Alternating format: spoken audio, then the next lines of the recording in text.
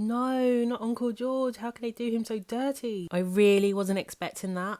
This episode was jam-packed with so many different themes, from the biblical symbolism, social disparities and man's quest for knowledge, and of course, a few more monsters. I am here to break it all down and tell you exactly what it means, and also add in a few theories to future episodes. You are now listening to Opinionated Olivia, talking about whatever I want. If you like what I have to say, give me a cheeky little thumbs up and a subscription, not go amiss. Now let's get into this. This episode, Whitey on the Moon jumps into life with a montage of Leti and Uncle G living their best life. It is important to note that the title of this episode is actually named after a poem written by Jill Scott Heron. The poem was released a year after the moon landing as a protest. It scorns NASA for using his tax dollars to fund the trip to the moon, while his family lived in poverty. Why is this relevant, I hear you ask? He highlights how man's quest to explore space was put at a higher value of poor black lives and even white families. Excuse me for jumping the gun, but this theme is explored throughout the episode. We see how the cult wants access to Eden, putting this above the value of Atticus's life. I would argue that this relates to man's thirst to have more knowledge and relates back to the story of Adam and Eve. However, I will come back to this later. So back to Leti and Uncle G here. We see a completely different tone to last week's episode. They live in a life of luxury and vibing to Move On Up by Janet Drew Boris. Oh, how quickly they seem to have forgotten all of the shenanigans. As viewers, we can't help but feel a sense of security here, or should I say a false sense of security. Their intro is completely jarred by Atticus, who seems to be on high alert. Everything seems to be way coincidental if you ask me. Uncle G has an endless supply of books and Letty's clothes fit like a glove. It's like it's all destined.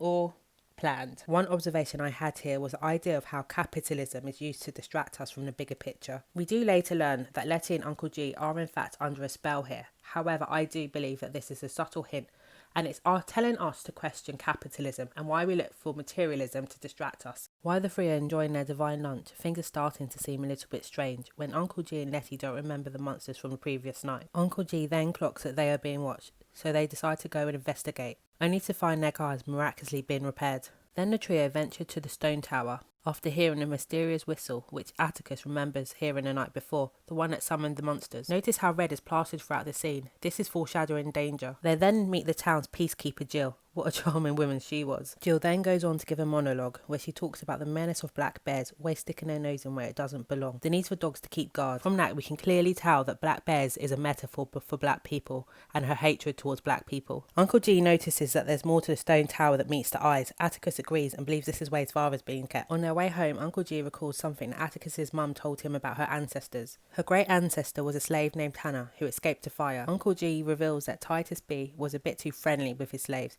and we all know what that means. And if you don't, Leti was there to put it crudely. So this means that Atticus is related to the Braithwaites, and he could possibly be the true bloodline. While walking through the forest at night, don't know why they decided to do this again, the trio are then attacked by monsters. However, Christina Braithwaite saves them with her whistle. Yet again, Leti and Uncle G do not remember the event. Following the incident in the woods, Atticus is then sent to meet Samuel Braithwaite, Christina's father and head of the family. Sam is in the middle of a very chilling but normal organ removal as part of a ritual. Sam then goes on to lecture Atticus about a painting depicting Adam naming all of God's creatures, as Sam is keen to return to paradise. We can see that not only is Sam completely entitled and he believes that it's his birthright to get into the Garden of Eden over Atticus, who is in fact the true heir, but his willingness to focus on his agenda completely disregarded Atticus as a human, as he wants to use him as a sacrifice.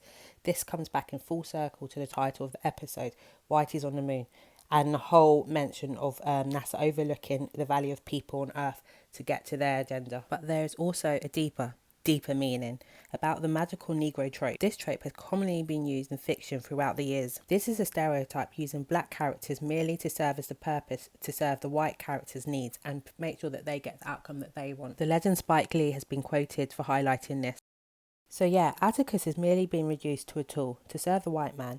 This very much reminds me of Jordan Peele's Get Out. In this episode, racism is very, very subtle, and it's very similar to how Jordan Peele's Get Out showed liberal racism. The white people were being very nice, but only to achieve their own agenda. This is in contrast to last week's episode, where the racism was overt, but at least they knew where they stood. As the evening wears on, Leti, Uncle G and Atticus suffer from hallucinations. We learn that this is part of the pre-dinner entertainment for the White Lodge members. They have effectively become part of the 1950s version of the human zoo. A human zoo is where colonized people were kept in cages to be used as spectacles for the white people. King Leopold of Belgium was notoriously known for his zoo, where he kept 267 Congolese people trapped. In Atticus's hallucination, he is attacked by Dia. You'll remember her from last week as the red-skinned alien, and who he also made a phone call to. I have a feeling that Atticus may have killed her because he is constantly haunted by her. Leti sees Atticus, and this is connected to the biblical symbolism. Atticus's junk is in fact a snake. The snake Dingling was also featured in a painting in the mansion. Obviously, we are all familiar with the snake in the Garden of Eden. However, snakes also symbolise fertility, rebirth, transformation, immortality, and healing. I wonder if this is alluding to Atticus's greater purpose.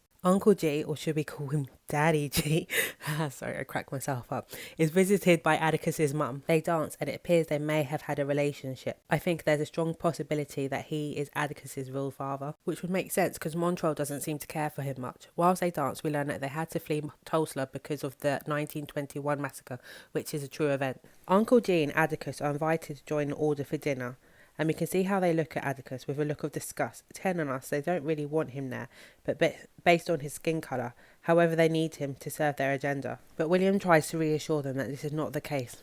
What manipulation is this? Sam makes his grand entrance, making a robe that we see Titus wearing in a painting from earlier. He completely disregards women and black people. No wonder he chose to shoot Leti first. She is at the bottom of the pecking order, being female and black. And then, in such a selfless act, Sam allows them to dine on his internal organs. Yum. But he is displaying how he's willing to give up a part of himself, just like Adam did. Then Uncle G, he's literally a G, stands up and interrupts the dinner, and then he gives a speech about secret societies. He explains how secret societies are in fact exclusive, and he points out Prince Hall, who was a black man who was not allowed to join the Freemasons due to the colour of his skin. However, due to Atticus's lineage, his words have some weight. You can tell they're completely bemused that this black man is telling them what to do. However, they do what he says, and then Atticus tells Sam that he needs to tell him where his father is. After a tense dinner, we see Uncle G and Atticus make their way to the stone tower to find Montrose. But just before they do, Sam can't go without getting in the last word. He tells Atticus that he is diluted. I mean, to me, I'm not really sure what that means, but does it mean because he's mixed that his bloodline is diluted? Maybe. At the stone tower, the pair are interrupted by Dell, that witch. However, Leti comes, knocks her out. God, Leti is life. Literally, she's such a G. And Montrose manages to escape. Here we're able to see Montrose's dislike for Atticus, and he can literally do no right. The four quickly try to make an escape, however they hit an invisible wall. George reveals he was able to learn that the Order want to use Atticus to open the portal to the Garden of Eden so that they can have immortality. Oh yes, I completely forgot to mention that Montrose didn't write the letter to Atticus. It was actually written by the Order as a way to get Atticus to come to the mansion. Sam finds them, and then he shoots Leti and Uncle G, forcing Atticus to participate in a ceremony to open a portal. This goes back to the magical Negro trope.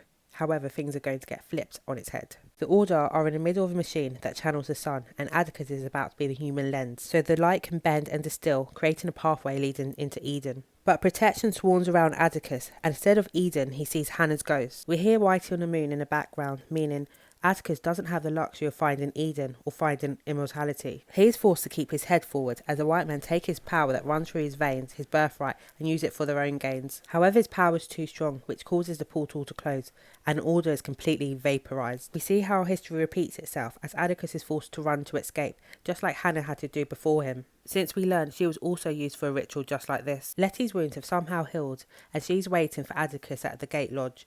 However, Uncle George unfortunately passes away from his wounds. Had Atticus actually gone through the ritual, Sam would have repaired Uncle G. The episode ends leaving Leti, Montrose and Atticus, the new trio, mourning for the loss of Uncle G. So, next episode, Christina survived, so I know she's definitely going to be back. And I don't know about you, but I really do not trust her nice girl act. I just don't think she's the wallflower she's pretending to be. I know she wants that power, and I think she's just waiting for the right opportunity, the right moment in time to pounce, and then bow, she's going to try and do it. She's going to try and take all of that power. I'm going to be completely transparent here. I have no idea what is going to happen in the next episode. This episode to me was like a movie. It had a start, a middle and an ending. So I don't know. I have not read the book. So obviously I'm just trying to predict what happens from the episode I watched. But I really do not know what's going to happen.